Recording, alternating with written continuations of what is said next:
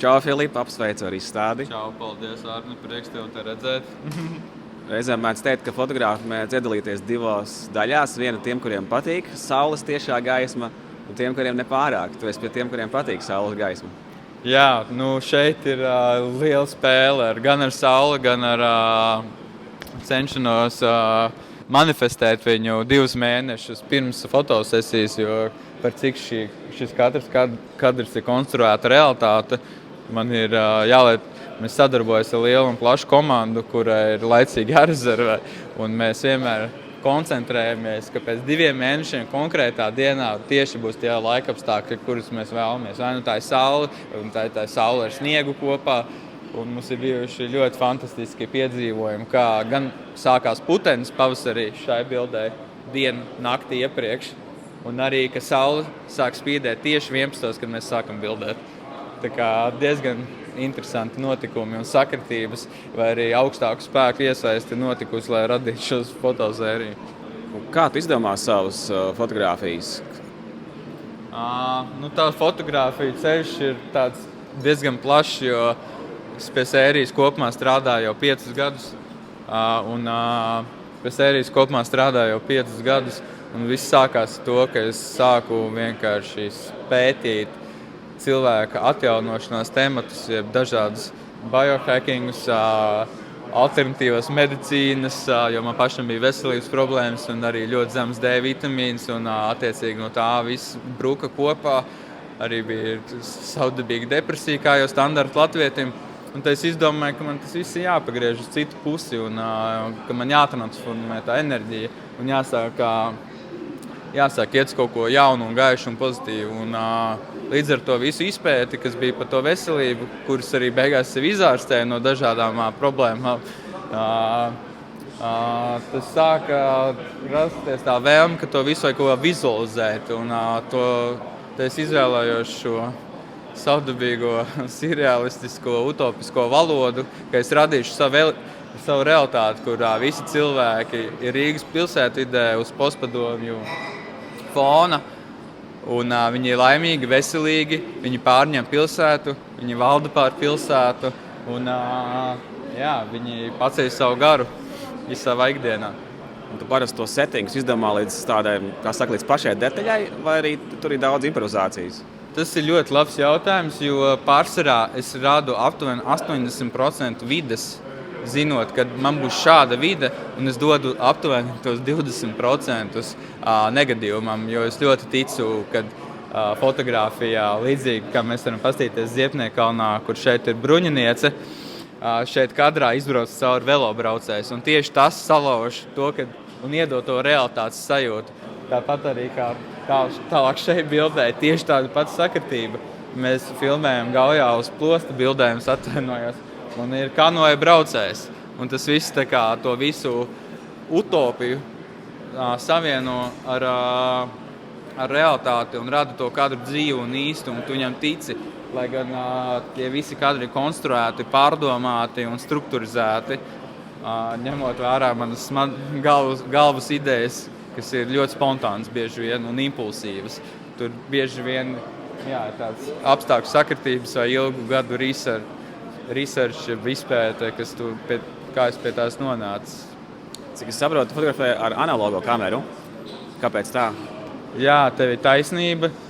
Tas sākās jau, kad es sāku studēt Londonā. Mani izdresēja, ka tas ir vienīgais un īstais formāts, jo tas tajā skolā tā arī bija pieņemts. Tā bija laikmetīgās modes fotogrāfijas kurs Londonas Mākslas universitātē. Un visi skolotāji lietoja analogo. Un viņi iemācīja, ka tas viss pamats ir tajā īstajā tekstūrā, tajā īstumā negatīvā, kad mēs dzīvojam pārpilnības laikmetos. Un tajos pārpilnības laikmetos ir jābūt kaut kādai liecībai, ka tas ir īsts, tāpat kā zeltam. Mums ir nauda, mums ir zelts. Kam tu ticēsi vairāk laikos, kad ir milzīga inflācija? Protams, ka zeltam. To mēs arī redzam ekonomikā. Un, tas ir tās random salīdzinājums, bet ļoti mīlu to tekstūru, to īstumu un to, ka man ir fiziska kopija vienmēr pieejama, lai nekas notiktu, kas ir tā liecība. lai gan es radu konstruētu realitāti, man tāpat ir ļoti svarīgi, kad viss tiek radīts iekšā kadrā un kad tas nav mākslīgais intelekts. Ko tu vari pastāstīt par telpas noformējumu? Diezgan iespaidīga transformācija. Jā, par telpas noformējumu mums bija 2 nedēļu ražošanas process, kuras iesaistīja dažādas kino departamentus, kas būvēja šīs visas konstrukcijas. Un, tas ir mežonīgs, milzīgs darbs ar absolūti neracionālām investīcijām no manas puses, jo šo projektu neatbalsta pilnīgi neviena institūcija, izņemot mani pašu. Un tas viss ir principā radīts. Principā viss tika radīts sākumā bez naudas, un tad tā nauda vienkārši sāka parādīties no dažādām pusēm, kas ir caur reklāmas projektiem, kurus es bildēju, bet kopumā industrijā nav vērojams labs klimats pašlaik. Vismaz ziemas periods bija ļoti smags ļoti daudz cilvēkiem, kā arī kino industrijas cilvēkiem, kam bija pat jāmaina savu profesiju, jo mums vienkārši ekonomisku un politisku iemeslu dēļ nav viegli kopumā. Tā kā, jā, es domāju, šis projekts iezīmēs tādu jaunu lauciņu, es ceru, Latvijas fotogrāfijā, jo kādam tas vienkārši laikam bija jāizdara. Un es ceru, ka cilvēki spēs uzņemt šo pozitīvo enerģiju un iegūt maksimumu. Es plānoju organizēt dažādas skolēnu, studentu programmas, kuratori un pastaigas un lekcijas skolēniem no visas Latvijas. Tā kā, ja kāds vēlas pieteikties, droši rakstiet. Mēs mēģināsim darīt, kas mums ir iespējams, lai to nodrošinātu, bet, protams, priekšroka ir mēdīju un mākslas studentiem, jo tas ir pārsvarā būtu prieks iedvesmot viņus vai parādīt viņiem jaunu redzējumu vai skatu punktu, kā var darīt lietas. Un, jā. Vai šos darbus var arī nopirkt? Un ja jā, cik maksā viens darbs? Jā, tas ir labs jautājums. Protams, ka darbus var nopirkt tāpat kā jebko, ko šajā izstādē var nopirkt. Jo, ja viņi netiks nopirkti, man būs ļoti liels iespējams problēmas. Labi, problēma man nebūs, bet darbi ir limitēta sērija. Un ir tieši šie konkrētie 3 eksemplāri, tikai, kas jebkad tiks radīti. Tā ir muzeja visaugstākā kvalitāte ar muzeja stikliem, koku rāmjiem. Un tā cena ir par lielo formātu ir 4000 eiro. Šeit ir pieejami 16 liela formāta darbi, bet katalogā attiecīgi, kas būs pēc tam pieejams, protams, būs arī citas sērijas, zemāki izmēri, iespējams mazliet pieejamāki, bet kopumā, jā. Vai šī sērija noslēgusies ar šo izstādi? Es domāju, tas ir jauns sākums, jo šis ir tāds saucamais milestone, jeb nezinu, kā Latvijas tulkojās. Un man nākamais mērķis ir eksportēt šo izstādi, jo tas arī bija galvenais mērķis. Jo es jau apzinos, ka Latvijas tirgu mums nav, līdz šim nav bijusi pārāk laba pieredze, bet es cenšos nekad nestītos citu cilvēku pieredzēm, jo mēs dzīvojam katrs ļoti subjektīvā realitātē, un mēs katrs rādam savu realitāti. Un es ticu ļoti arī, ka es varu pilnībā mainīt savu realitāti, kā arī, domāju, šī sērija to pierāda, jo viss ir tikai tāpēc, ka man ienāca galvā darīt šīs lietas. Jo nevien bez tā dzenuļa, kādam ir jādzen uz priekšu. Man ir vislabākā radošā komanda Latvijā, bet tas kodols un iniciatīva nāk no manis, kā arī tā finansēšana šim visam.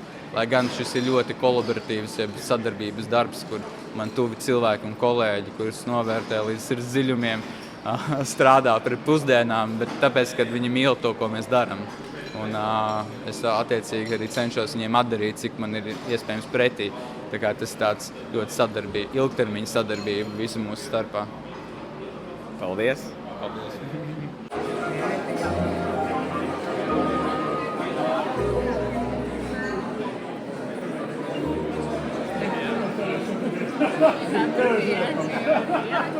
Protams, ka tev bija labi. Tas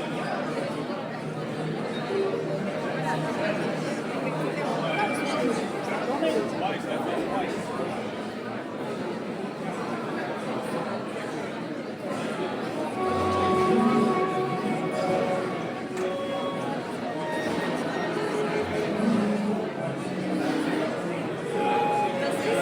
ļoti